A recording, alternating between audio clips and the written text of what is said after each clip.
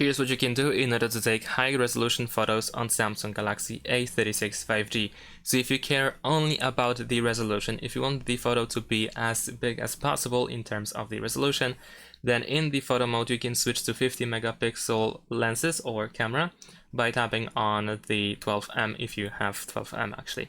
If it says 50M, then of course you are already using 50 megapixels. So this is the first thing that you can do. This provides the highest resolution. You might think, well, maybe Pro Mode can create higher resolution photos, but unfortunately it is not the case. I believe the Pro Mode uses 12 megapixels only. So with this option enabled, you can also check the aspect ratio, because the highest resolution is available by using 3:4 aspect ratio.